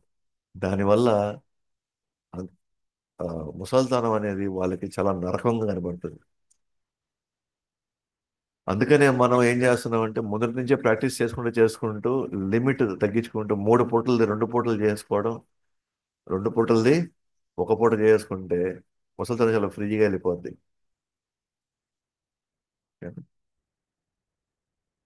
అంటే కానీ చాలా మంది ఇక్కడ ఉన్నటువంటి సిద్ధాంతం ఏంది? ఆ ఫుల్గా తినాలా, ఫుల్గా పడుకోవాలా. ఓకేనా? ఇప్పుడు కాకపోతే ఎప్పుడు తింటావు నాయనా, ఇప్పుడు కాకపోతే ఎప్పుడు తింటావు, ఇప్పుడు కాకపోతే ఎప్పుడు తింటావు అని ఇది చేసి చేసి చేసిన తర్వాత ఇంకా నాలిక ఏం కోరుకుంటుంది? మన ఉదరం ఏం కోరుకుంటుంది? నాకు అదే డోస్లో కావాలంటది. కానీ 45-50 వచ్చేసరికి ఇది ప్రాబ్లం అయిపోద్ది. నాలుకేమో కావాలంటుంది, పొట్టేమో కావాలంటుంది, కానీ లోపల ఇది చేయలేకపోయేసరికి మనకి ఖచ్చితంగా ఏదో ఒకటి వచ్చేస్తుంది. షుగరు, బీపీయో, ఆ లెవెల్ ఏదో ఒకటి వస్తుంది. ఇప్పుడు దేని వెనకాలైతే మన పరిగెత్తి కావాలన్నా డాక్టర్ అదే వద్దంటాడు ఇప్పుడు. అదే తింటే చచ్చిపోతాం అంటాడు ఇంకా. అప్పుడు అసలు నరకం ఉంటుంది ఇప్పుడు. కానీ భక్తులైన మనం ఏం చేస్తున్నాం? ఏది అతిగా తినకూడదు, అట్లని అత్యల్పం కూడా ఉండకూడదు. కాలక్రమంలో క్రమక్రమంగా మనం మన వయసును బట్టి మనం చేసే పని బట్టి అన్నిటిని తగ్గించుకుంటూ మితంగా వచ్చామనుకోండి, బాడీ దానికి ఆల్రెడీ అడ్జస్ట్ అయిపోయింది. ఇప్పుడు ఒక పూట నేను ఎక్కువ పని చేస్తే 3 సార్లు తినచ్చు, తప్పేం లేదు. అంటే బాడీకి ఫిజికల్గా ఆ ఎనర్జీ కావాల్సుకున్నప్పుడు 3 పూటలు కూడా తినచ్చు. కానీ నేను ఎక్కువ పని చేయనప్పుడు నేను అంత తినాల్సిన అవసరం లేదు. అండ్ ఫైనల్గా అది ఎంతకాలం ఈ మెషిన్లన్నీ పనిచేస్తూ ఉంటాయి ఇంకా. సో అవకాశం లేదు. ఖచ్చితంగా వాళ్ళు అప్పుడు నరకం చూస్తారు అన్నమాట. అందుకే వాళ్ళు కూడా అసంతృప్తితోనే ఉంటారు. ఎవరు వీళ్ళు? కర్ములు. భుక్తి. నెక్స్ట్ 2 ముక్తి. సో ముక్తి కోసం జనరల్గా జ్ఞానులు ఉంటారు. వాళ్ళు నిరాకార బ్రహ్మజ్యోతిలో వాళ్ళు ఐక్యం అవ్వాలనేటువంటి, ఐక్యమైతే నాకు అనంతమైనటువంటి ఆనందం వస్తుంది అని అనే భావంలో వాళ్ళు విపరీతమైన సాధన చేస్తారు, నిరాకార ధ్యానం చేస్తారు. ఎస్, వాళ్ళు ఈ భౌతికమైనటువంటి ఈ ఈ స్థితిని వాళ్ళు ఖచ్చితంగా దాటుతారు. దారి ఆ తర్వాత వాళ్ళు ఏనా, ఆ ఆ, ఈ దేహ స్థితిని బయటకు వచ్చి నిరాకారమైనటువంటి ఆ బ్రహ్మజ్యోతి వైపు వాళ్ళు ప్రయాణిస్తారు. వాళ్ళు అంటే ఇప్పుడు సూర్యకిరణాలు వచ్చాయి అనుకోండి, వీళ్ళు ఉదాహరణకి ఆ సూర్యకిరణాలు పట్టుకుంటా వెళ్ళిపోతారు అంతే. ఎక్కడికి? ఆ నిరాకార జ్యోతి దగ్గర. అయితే అక్కడికి వెళ్ళిన తర్వాత వాళ్ళు ఏదైతే అత్యంత ఆనందం కావాలనుకుంటారో వాళ్ళకి వాళ్ళ కోరుకున్నంత ఆనందం దొరకదు. అంటే రెండు రకాల ఆనందాలు ఉన్నాయి. ఒకటి బ్రహ్మానందం, రెండు పరమానందం. వీళ్ళకి బ్రహ్మానందం దొరుకుతుంది, కానీ అది పరమానందం దొరకదు. కానీ జీవుడు అత్యంతమైనటువంటి శుద్ధ స్థితిలో అతను పరమానందం కోరుకుంటాడు. కానీ అతనికి ఏం దొరుకుతుంది? బ్రహ్మానందం దొరుకుతుంది. ఆ బ్రహ్మానందం కూడా యాక్చువల్గా చెప్పాలంటే జీవుడు ఇంకొక జీవుడితో ఎక్స్చేంజ్ చేసుకోగలగాలి దాన్ని. నేను ఒక్కనే ఎంతకాలం ఆడ కూర్చొని ఉండేది నేను? ఎవరితో ఏ సాంగత్యం లేకుండా, ఎవరితో ఏం మాటలు లేకుండా, ఎటువంటి కార్యమే లేకుండా జీవుడు ఎప్పుడు కామ్గా ఎలా ఉండగలుగుతాడు? కాబట్టి తను ఆశించేటువంటి ఆత్మస్థితి హయ్యెస్ట్ లెవెల్ పరమానందం ఆశించేది అతనికి బ్రహ్మానందంలో ఆగిపోవడం. అది కూడా కాలక్రమంలో కావాల్సినటువంటి ఆ సాంగత్యం దొరకకపోతే ఖచ్చితంగా అతను ఏమవుతాడు? మళ్ళీ పతనం అవుతాడు. అప్పుడు పతనమైన వాడు మళ్ళీ కిందకు వచ్చి భౌతిక స్థితిలో ఉండలేడు అతను. ఎందుకంటే ఆ భౌతిక స్థితిని దాటేశాడు. అటువంటి వ్యక్తే ఆ తర్వాత ఇక్కడికి వచ్చిన తర్వాత మళ్ళీ మంచి పనులు చేయడంలో నిమగ్నం అవుతాడు. అంటే పెద్ద పెద్ద హాస్పిటల్ కట్టించడం. తనేమి ఆశించడు. కానీ తన సమాజానికి ఏదో విధంగా సేవ చేయాలని అనుకుంటాడు. అంటే అతను కూడా అసంతృప్తితో మళ్ళీ తిరిగి రావాల్సిందే. మూడోది యోగులు. యోగులు పరిపూర్ణ చెందడానికి వాళ్ళు ప్రయత్నిస్తారు. కానీ కాలక్రమంలో వాళ్ళు సిద్ధుల వైపు వాళ్ళు అట్రాక్ట్ అయిపోతారు. సిద్ధులు అంటే ఏంటి? కొన్ని మహిమలు. కొన్ని మహిమలు. ఎందుకంటే కాలక్రమంలో ఒక మహిమలు వస్తుంటాయి. అది బై ప్రోడక్ట్ అనమాట అది.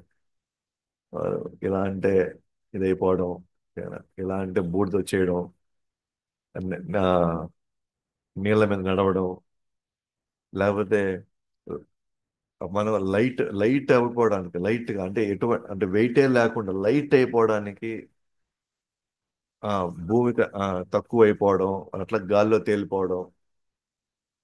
ఏనా? లేకపోతే వాళ్ళ దేహాన్ని వదిలి ఇక్కడ వదిలేసి వాళ్ళు వేరే గ్రహాలకు ప్రయాణించడం. ఏనా? ఇవన్నీ కూడా విపరీత వేరే రకాలటువంటి సిద్ధులు ఉన్నాయి. అంటే అష్టసిద్ధులు అంటారు. 8 రకాల సిద్ధులు ఉన్నాయి. అనిమా, లగిమా, ఆ, ఇంకేవో ఉంటాయి. ప్రభుపాద వారు రాస్తారు అనమాట. సో రకరకాలుగా ఉంటుంది. కానీ అదే చెప్తున్నా, వీళ్ళు సిద్ధుల లెవెల్లో ఎక్కడో దగ్గర అట్రాక్ట్ అయిపోయేసి వీళ్ళు ఆ స్థితికి చేరుకోలేకపోయేసరికి వీళ్ళు కూడా అసంతృప్తి ఉండిపోతుంది. కొంతమంది పరమాత్మ దాకా వెళ్తారు యోగులు, కానీ మన లక్ష్యం యాక్చువల్ భగవాన్. రెండోది వీళ్ళందరూ మ్యాక్సిమం వీళ్ళందరూ ఏంటంటే భౌతిక భౌతికమైనటువంటి స్థితిని తప్పించుకోవడానికి వాళ్ళు ఈ మార్గం వైపు వెళ్తున్నారు. అంటే ఇంచుమించుగా నాకు ఇది వద్దు, నాకు అది కావాలి. అంటే నాకు అది కావాలి అనుకోవడం ఏంటి? అది కూడా ఒక కోరిక. కానీ ఆ కోరికలో వాళ్ళు ఒకవేళ నిర్వర్తించుకున్నా సరే వాళ్ళకి కావాల్సిన అత్యంత ఆనందం వాళ్ళకి దొరకట్లేదు. కాబట్టి వాళ్ళందరూ అసంతృప్తితోనే ఉంటారు. మరి వాళ్ళకి మరి భక్తులు కూడా కోరుకుంటున్నారు కదా. మరి భక్తులు వాళ్ళు కూడా కాముకులే కదా వాళ్ళు కూడా. సో వాళ్ళు కూడా ఆశ ఉంది కదా అని అంటే, ఎస్, వాళ్ళ కూడా కోరిక ఉంది. ఎప్పుడు? అది కూడా కనిష్ట స్టేజ్లో. ఏమని? నేను కృష్ణ దగ్గరికి వెళ్ళిపోవాలి. పొద్దు బాబు ఏడంతా చాలా కష్టాలు ఉన్నాయి. రోజు రకరకాల మంది టార్చర్ చేస్తున్నారు నన్ను. నేను త్వరగా ఇక్కడి నుంచి వెళ్ళిపోవాలి, కృష్ణలోకానికి వెళ్ళిపోవాలి, వెళ్ళిపోవాలి. అప్పుడెప్పుడు ఎప్పుడెప్పుడు వెళ్ళిపోవాలి, ఎప్పుడెప్పుడు వెళ్ళిపోవాలా? చెప్పండి ప్రభు, ఎన్ని ఎన్ని మాలు చేయాలి చెప్పండి నాకు. 32, 64? నేను చాలా ఇదిగా చేస్తారు అనమాట. ఈ స్టేట్లో కానీ ఉంటే, ఈ స్టేట్లో కానీ ఈ విధంగా మనం అనుకుంటే మాత్రం మనం కూడా కోరిక కోరుతాం. మనం కూడా కోరిక కోరుతాం. కానీ భక్తుడు మాత్రమే, అంటే ఒక స్టేజ్కి ఇంకా తాను లైక్ 9 స్టేజెస్లో ఎప్పుడైతే అతను ఆ, ఆ, శ్రద్ధ, సాధు సంగ, భజన క్రియ, అనర్థ నివృత్తి. ఎప్పుడైతే అనర్థ నివృత్తి దాటుతాడో అక్కడి నుంచి ఇంక ఈ కోరిక ఉండదు ఇంకా. ఏముంటుంది తెలుసా? నీ ఇష్టం కృష్ణ, నువ్వు ఎక్కడ ఎత్తేసి నేను ఆడిపోతానంటే. ఎందుకంటే నాకు నిన్ను తృప్తిపరచడం తప్ప నాకంటూ ఇక వేరే కోరిక ఏది లేదు. నన్ను నువ్వు నన్ను గోలోకంలోనే పెడతావా, లేకపోతే నాకు మళ్ళీ మనిషి జన్మ ఇస్తావా, లేకపోతే ఇంకో జన్మ ఇంకో జంతు జన్మిస్తావా, నీ ఇష్టం అది. అందుకనే కృష్ణ భక్తుడు మాత్రం ఎప్పుడు హ్యాపీగా ఉంటాడు. ఎందుకంటే తనకంటూ ప్రత్యేకంగా ఏ కోరిక లేదు. కృష్ణుడి యొక్క అభిష్టం మేరకు తాను తన జీవితాన్ని మలుచుకుంటాడు. తను తన కోరిక, తన ఆనందం గురించి ఆలోచించాడు. కృష్ణుడికి ఏది ఆనందం ఇస్తాదో దాని గురించి ఆలోచిస్తాడు. మిగతా ముగ్గురు దగ్గర, కర్మలు, జ్ఞానులు, యోగులు, ఎక్కడో దగ్గర వాళ్ళకి అది తీర్చుకోవాలనేటువంటి ఇది ఉంది. మేబీ 1% అయినా ఉండొచ్చు. కానీ భక్తులు మాత్రం నాకు వైకుంఠం కావాలన్నా లేదా నాకు గోలోకం కావాలని వాళ్ళు ఆలోచించారనమాట. అందుకనే మనం చూస్తే పరిషత్ మహారాజు అడిగిన తన కోరిక, ఒకవేళ నేను మళ్ళీ పుట్టాల్సి వస్తే, ఒకవేళ నేను మళ్ళీ పుట్టాల్సి వస్తే నన్ను దయచేసి భక్తుల సాంగత్యంలో మనం పుట్టివ్వండి. నేను జంతువుగా పుట్టినా సరే ఎవరి సాంగత్యంలో? సాంగత్యం. ఓకేనా? అలాగే అందరి పట్ల మైత్రి భావంలో ఉండాలా. నేను అందరితో నాకు మైత్రి కలగాలి, భక్తుల సాంగత్యంలో ఉండాలి. నేను ఆ సకల జీవుల పట్ల నాకు నాకు మైత్రి కలగాలి. అంతేగాని నేను మళ్ళీ రాకూడదు అనుకుంటున్నాను, ఓకేనా, నువ్వే ఏదో ఒక విధంగా ఆపేసేయి, ఎందుకంటే నాకు రావాలని అనిపించట్లేదు, ఏమన్నది నీ ఇష్టం అది. నువ్వు నన్ను నా నా యొక్క కర్మకి, నా యొక్క స్థితికి నాకు ఏది బెస్ట్ అనిపిస్తే నువ్వు అది చేసుకో. కానీ నా వైపు నుంచి నేను కోరుకునేది ఒకటే. ఏంటది? భక్తుల సాంగత్యం. ఎందుకంటే ఆ విధంగా అయినా సరే నేను ఏ స్థితిలో ఉన్నా సరే నేను తలుచుకునే నాకు ఒక అవకాశం నాకు దొరుకుతుంది. అంతేగాని తనకంటూ నేను అక్కడ పోయి విలాసంగా ఉండాలి, నేను అక్కడ పోయి నేను అనుభవించాలి అనే భావన భక్తుడు ఉండదు అనమాట. అందుకనే చైతన్య చరితామృతం 19వ అధ్యాయంలో 149వ శ్లోకంలో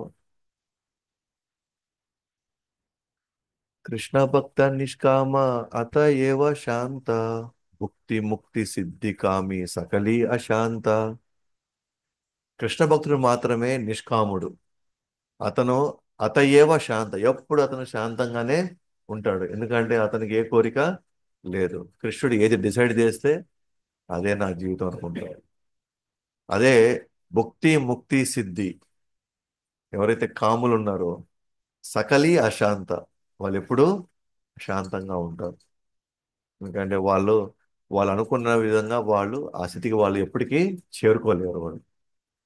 అంతిమంగా వీళ్ళందరూ ఏదో ఒక భక్తుల సాంగత్యంలో, ఏదో ఒక భక్తుడి కరుణతో వాళ్ళ భక్తిలోకి వస్తేనే వాళ్ళకి మళ్ళీ శాంతి దొరుకుతుంది, లేకపోతే వాళ్ళకి దొరకదు. కాబట్టి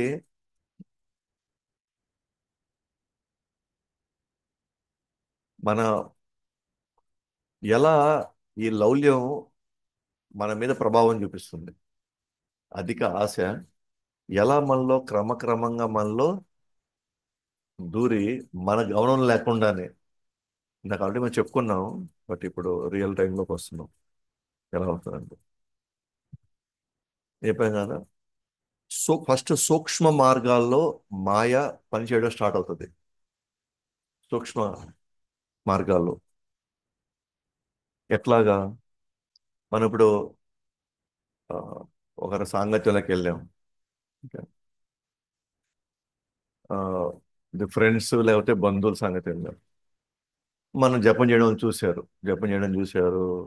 మనం పెద్దగా ఎవరితో పెద్దగా మాట్లాడకపోవడం, లేకపోతే కొన్ని మనం తినకుండా ఉండడం వాళ్ళు గమనించారు.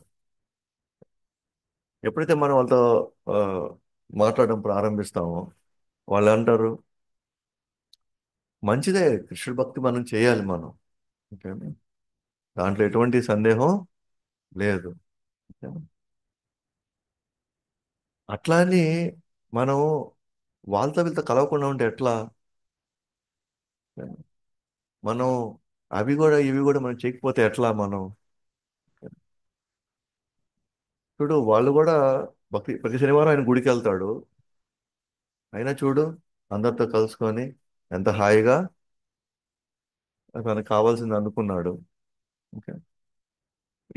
వీళ్ళు చూడు ఎంత ఇదిగా ఉండి వీళ్ళు ప్రతి సంవత్సరం శబరిమల మాలేస్తారు వీళ్ళు. ఓకే. చూడు వాళ్ళు చూడు ఈరోజు ఎంత స్థితికి వెళ్ళారు, ఏ స్థాయికి వెళ్ళారు. ఓకే. వద్దు, నిన్నెవరు ఆపమంటం లేదు. మీరు ఖచ్చితంగా మీరు చేయండి, చెయ్యాలి కూడా అది చెప్పలేదు అదంతా. ఓకే. అయితే ఆ, ఈ స్థాయిలో చేయమని చెప్పి ఎక్కడ రాసింది అసలు? ఎక్కడ చెప్పారు ఇదంతా అని చెప్పి ఫస్ట్ సూక్ష్మంగా వాళ్ళు ఈ స్థితిలో ఉన్నారు, వీళ్ళు ఆ స్థాయిలో ఉన్నారు, వీళ్ళు ఈ విధంగా చేస్తున్నారు, వీళ్ళు ఈ విధంగా చూసుకుంటున్నారు అని చెప్పేసి మనకి చాలా ఎగ్జాంపుల్స్ రావడం మొదలు పెడతాయి. అప్పుడు క్రమంగా నెక్స్ట్ స్టేజ్లో అనిపిస్తుంది. నేను వెళ్ళాను అక్కడికి, అందరూ వాళ్ళ గురించే మాట్లాడుతున్నారు. ఆ లెవెల్లో ఐఐటి ఎన్ఐటి కొట్టాడంట, ఈ లెవెల్లో చూస్తే పెద్ద హాస్పిటల్ కట్టాడంట. అంతా వాళ్ళకే ప్రాధాన్యత ఇస్తుంది, వాళ్ళనే గౌరవిస్తున్నారు, వాళ్ళనే వాళ్ళు పట్టించుకుంటూ వాళ్ళతోనే తిరుగుతున్నారు అంత అన్నప్పుడు అప్పుడు నెమ్మదిగా కరెక్టే, కృష్ణుడికి అంత ప్రాధాన్యత ఇప్పుడు అంత ఇవ్వాల్సిన అవసరం లేదేమో ఈ టైంలో. ఎంతో కొంత దాంట్లో కూడా నిజం ఉంది కదా ఎక్కడో దగ్గర. వాళ్ళేం తప్పేం చెప్పలేదే. కరెక్టే నువ్వు. అనవసరంగా నా లైఫ్ టాప్ మోస్ట్ ప్రయారిటీ నేను కృష్ణుడికి ఇచ్చాను, ఇప్పుడు అంత ప్రయారిటీ నేను ఇవ్వాల్సిన అవసరం లేదు. ఎప్పుడైతే అక్కడి నుంచి మన సేవలు చేసేటువంటి విధానం కావచ్చు, మనం క్లాసులకు అటెండ్ అయ్యేది విధానం కావచ్చు, ఎప్పుడైతే మన క్రమక్రమంగా ఆ, కృష్ణుడు సేవలో అశ్రద్ధ పెరగడం స్టార్ట్ అయినప్పుడు, ఓకే, అంటే మనం కృష్ణుడు ప్రాధాన్యత అసలు ఏమాత్రం ఇప్పుడు మనం రెండో స్టేజ్లో కాదు, మూడో స్టేజ్లో కూడా లేదు. ఫస్ట్ నేను నా ఉద్యోగం చూసుకోవాలి, నా వ్యాపారం చూసుకోవాలి, తర్వాత నా కుటుంబం చూసుకోవాలి, ఆ తర్వాత టైం ఉంటే కృష్ణుడు చూద్దాం. అయినా నేనే వదల్లా, నేను చేస్తున్నా అక్కడ 2 మాలలు 4 మాలలు నేను చేస్తున్నా. ఇప్పుడు కాదు, అది తర్వాత అన్నీ సెట్ అయిన తర్వాత నేను చేసుకుంటాను. ఇక్కడి నుంచి నెక్స్ట్ ఏమవుతుందంటే రుచి కోల్పోవడం ప్రారంభిస్తాను ఇంకా భక్తిలో. విశ్వాసం సన్నగిలుతా ఉంది, రుచి కోల్పోతా ఉన్నాం. క్రమక్రమంగా మనం అక్కడ ఆ యొక్క సాంగత్యానికి మనం ఎంతో దూరమేమో వెళ్ళిపోయాం. ఎప్పుడైతే భౌతిక జీవితం ఆధ్యాత్మికమైన రుచి మనం కోల్పోతామో ఆటోమేటిక్గా భౌతిక విషయాలు బట్టి రుచి పెరిగిపోతూ ఉంటుంది. ఎప్పుడైతే ఆ రుచి పెరగడం ప్రారంభమైందో ఆటోమేటిక్గా ఇంకా నో మోర్, ఇంకా ఫైనల్గా గుడ్ బై చెప్పేసినట్టే మనం ఇక్కడ. బట్ స్టార్ట్ అయ్యింది ఎక్కడ? ఏం కాదులే, నువ్వు ఇది చేసుకోవచ్చు అది చేసుకోవచ్చు, నిన్నెవరు అది చేయొద్దు అనడం లేదు, కానీ ఇప్పుడు ఇది చేయాల్సింది కాదు అని ఆ మాటలు మన చెవులో విన్నప్పుడు మాత్రమే, అంటే ఎక్కడో లౌల్యము వేరే, వాళ్ళు ఆ స్థితికి వెళ్ళారు, ఈ స్థాయిలో ఉన్నారు, వాళ్ళు ఇలా చేసుకుని కూడా ఈ విధంగా బ్రహ్మాండంగా వాళ్ళు చేసుకుంటున్నారు అన్నప్పుడు ఆటోమేటిక్గా వేరే వాళ్ళ వల్ల మనకి ప్రేరేపించినటువంటి ఆశ ఇది. అందుకే దీని ఏమంటారు, లౌల్యం అంటారు. సో క్రమంగా మనకి ఆ ముందు ఏ రోజు ఏ స్థితిలో ఉన్నామో ఫస్ట్లో, ఇప్పుడు మళ్ళీ అదే స్థితికి వెళ్ళిపోయాం అన్నమాట. సో ఆ విధంగా క్రమంగా మనం నార్మల్ అయిపోయాం. అందుకని ఈ 6 లక్షణాలు ఏవైతే ఉన్నాయో, ఏంటది? అత్యాహారం, ప్రయాసస్య, ప్రజల్ప, నియమ, ఆగ్రహ, జనసంగస్య, లౌల్యం చ, షడ్భిర్భక్తిర్ వినశ్యతి. యాక్చువల్లీ స్టార్టింగ్ డేస్ చాలా స్ట్రిక్ట్గా ఉండాలి. ఆ తర్వాత మనకి మన విశ్వాసం పెరిగిన తర్వాత అప్పుడు పెద్ద ప్రాబ్లం ఏం లేదు. దానికని కనిష్ట అధికారి స్టేజ్లో ఎప్పటికైనా మనం పతనం అవకాశం ఉంటుంది. మధ్యమ అధికారి స్టేజ్లో మనం పతనం అవ్వం అసలు, ఎందుకంటే మనం ఫుల్లీ కన్విన్స్ అయిపోయి ఉన్నాం. ఉత్తమ స్టేజ్ మనం చెప్పలేము. ఓకే. వాళ్ళు వాళ్ళే వేరే వాళ్ళు మార్చేస్తారు వాళ్ళ దగ్గరకు వచ్చిన వాళ్ళని. మధ్యమ అధికారి అతను డిస్టర్బ్ కాడు, ఎవరిని చెప్పినా అతను నమ్మడు, కానీ అతను వాదన ఇవ్వలేకపోవచ్చు. ఇది కృష్ణ భక్తి గొప్పది, తన వాదన చెప్పలేకపోవచ్చు. కానీ ఆ, భౌతికమైనటువంటి స్థానం గొప్పది అని ఇతన్ని కన్విన్స్ చేయలేడు. ఎందుకంటే ఇతను ఫిక్స్ అయిపోయాడు, అంటే ఇతనికి దానికి కావాల్సినటువంటి సాక్షాత్కారం దొరికిపోయింది అతనికి. నేనుగా ఇంకా వదిలే ప్రసక్తే లేదు, నువ్వు ఏం చెప్పుకున్నా సరే. కాబట్టి ఈ ఆరు దుర్గుణాలు ఈ ఆరు దుర్గుణాల నుంచి నివారించడం వల్ల కలిగే ప్రయోజనాలు ఏంటి? ఎప్పుడైతే ఈ ఆరు మనం పక్కన పెడతామో కాలక్రమంలో, ఎవరైనా సరే అందరు కానీ చేసినట్టు ఒక ఆదర్శవంతమైనటువంటి ఒక సమాజం ఏర్పడుతుంది. ఎవరు ఎవరిది దోచుకోవడానికి ప్రయత్నించరు. ఓకే. అందరి దగ్గర సరిగ్గా ఉన్నప్పుడు వాళ్ళు ప్రయాస చేయాల్సిన అవసరం లేదు. కాబట్టి ఇప్పుడు ఒకరికి ఎక్కువ ఉందనుకోండి, ఆటోమేటిక్గా మనకి వాళ్ళ మీద శత్రుత్వం కూడా వస్తుంది. అది మన దగ్గర లేదు, మనం పొందాలి అని. కాబట్టి అందరికి ఉన్నప్పుడు ఏముంది, అప్పుడు ఎవరి పట్ల మన శత్రుత్వం కూడా ఎవరికి ఉండదు. అప్పుడు ఆర్థిక లోపల కూడా సర్దుబాట్లు అయిపోతాయి. అదే ఇప్పుడు అనుకున్నాం కదా, క్యాపిటలిజము, కమ్యూనిజము, ఈ ఈ దాని ఏమంటారు, కొంతమంది హైగా ఉండడం, కొంతమంది లోగా ఉండడం, కొంతమంది ఉన్నత స్థితిలో వెళ్ళడం, కొంతమంది దీన స్థితిలో ఉండడం అనేది జరగదు అక్కడ. ఓకే. ఎందుకంటే ఈశావాస్యం ఇదం సర్వం. సో ఇది భగవంతుడి యొక్క ఆ, భగవంతుడే దీనికి అన్నిటికీ అధికారి, యజమాని. ఎవరి కోటా వాళ్ళకు ఉంది. ఎవరి కోటాను బట్టి వాళ్ళు వాడుకున్నట్లయితే అందరికీ ఇటు కావాల్సినంత వనరులు ఉన్నాయి. కాబట్టి అందరూ ఆర్థిక పరిస్థితులు అన్నీ కూడా మెరుగుపడిపోతాయి. ఆ తర్వాత దానివల్ల రాజకీయ స్థిరత్వం ఏర్పడుతుంది. అప్పుడు అప్పుడు అది లేదు, ఇది లేదు, ఆ గొడవలు, ఈ గొడవలు, రాజకీయంగా కూడా ఎటువంటి అసమానతలు ఏమీ ఉండవు. అప్పుడు అలాంటి ఒక సమాజంలో మాత్రమే ఆధ్యాత్మిక సంఘం స్థాపించబడగలదు. ఓకే. అప్పుడు అందరూ ఇదే లెవెల్లో ఉంటే అప్పుడు అది ఒక కమ్యూనిటీ అవుతుంది. ఆ కమ్యూనిటీలో డాక్టర్లు ఉంటారు, ఇంజనీర్లు ఉంటారు, లాయర్లు ఉంటారు, ఇండస్ట్రియస్ ఉంటారు. సో అప్పుడు నేను ఎవరి దగ్గరికి వెళ్ళినా, నేను డాక్టర్ దగ్గరికి వెళ్ళినా ఎవరి దగ్గరికి వెళ్తున్నాడు, ఒక భక్తుడి దగ్గరికి వెళ్తున్నాను. లేదా నేను వ్యవసాయం చేసుకుంటున్నాను అనుకోండి, అక్కడ కూడా ఒక భక్తుడి దగ్గరే నేను కొంటున్నాను. నేను ఒక లాయర్, ప్రాబ్లమ్స్ లాయర్, అప్పుడు కూడా ఎవరున్నారు, ఒక భక్తుడే ఉన్నాడు. అప్పుడు ఎవరిని చూసినా నేను కృష్ణ భక్తిలో ఆ సరౌండింగ్స్ లోనే, ఆ స్థావరంలోనే నేను ఉంటున్నాను ఇప్పుడు. కాబట్టి నాకు ఎటువంటి ఇబ్బంది రాదు. కాబట్టి ఈ ఆరు దుర్గుణాలు మనం నివారించాలంటే, ఓకేనా, మనం యాక్చువల్గా అందుకే కమ్యూనిటీ స్థాపించాలి. మనం ఎందుకు చాలా మంది ఇక్కడికి రావాలి, ఇక్కడికి వచ్చి భక్తులు అవ్వాలి అని అంటే, అటువంటి కమ్యూనిటీలో మనం ఉన్నాం అనుకోండి, మనము వేరే వాళ్ళ దగ్గర నుంచి మనం ఆశించాల్సిన అవసరం లేదు. అప్పుడు వేరే వాళ్ళ సాంగతి తీసుకోవాల్సిన అవసరం మనకి రాదు. అప్పుడు మనం మన భక్తిని మనం కాపాడుకున్న వాళ్ళం అవుతాం మనం. అది మెయిన్ పాయింట్ అన్నమాట. అందుకే ప్రభుపాద గారు ఒక కమ్యూనిటీని తయారు చేసుకోండి, ఆ, ఎక్కువ మంది భక్తులను తయారు చేసుకోండి. తద్వారా ఆ యొక్క సాంగత్యంలో నేను అత్యాహారం గురించో, ప్రజల్ప గురించో, లేకపోతే లౌల్యం గురించో ఇవి నా దరిదాపులు కూడా ఇంకా అవి రాలేవు. ఓకే. ఇప్పుడు మన దాంట్లోనే లోన్ ఎట్లా తీసుకోవాలి, ఎలా అప్లై చేయాలి అని ఒక వ్యక్తి ఉన్నాడు అనుకోండి. మన దాంట్లోనే ఇన్సూరెన్స్ ఎలా చేసుకోవాలి ఉన్నారు అనుకోండి.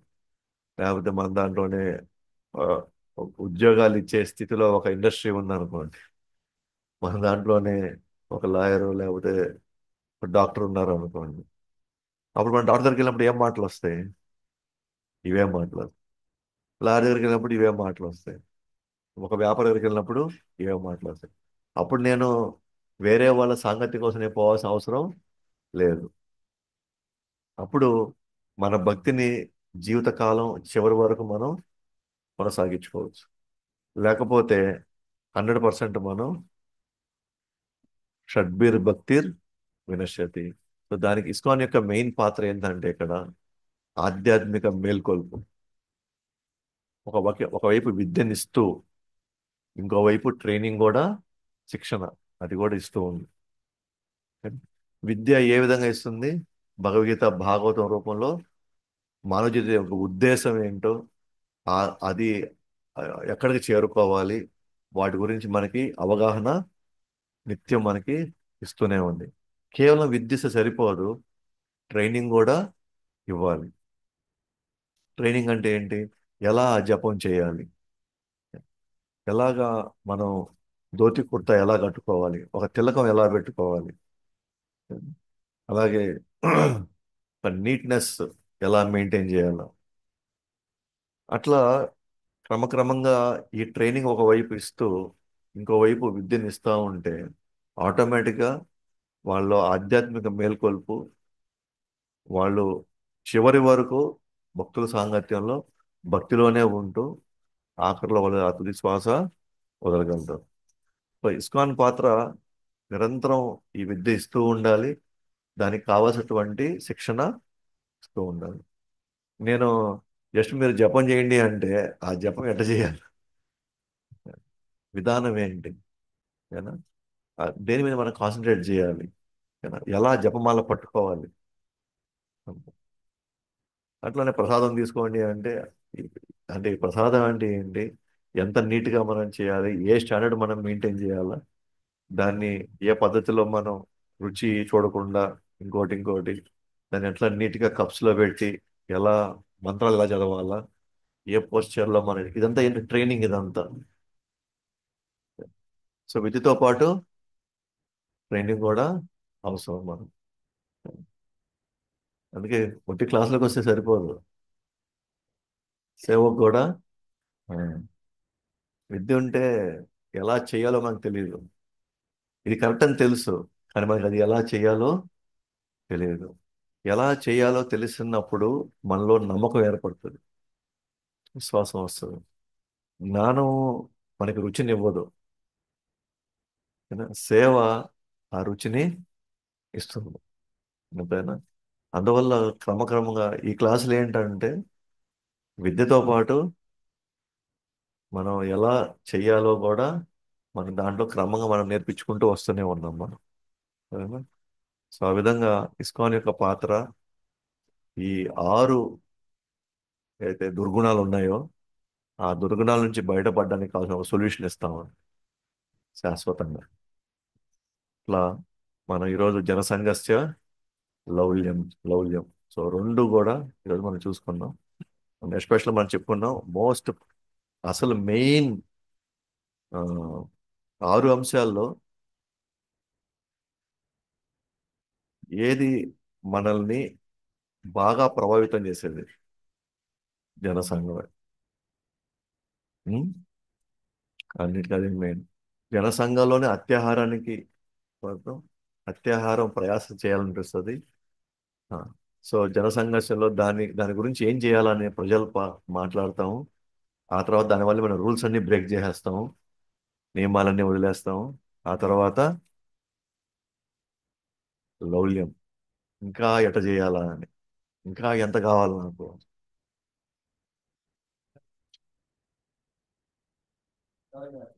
ఉమ్.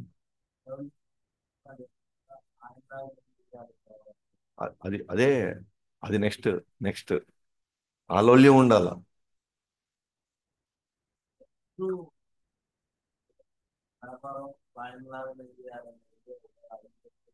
ఆ,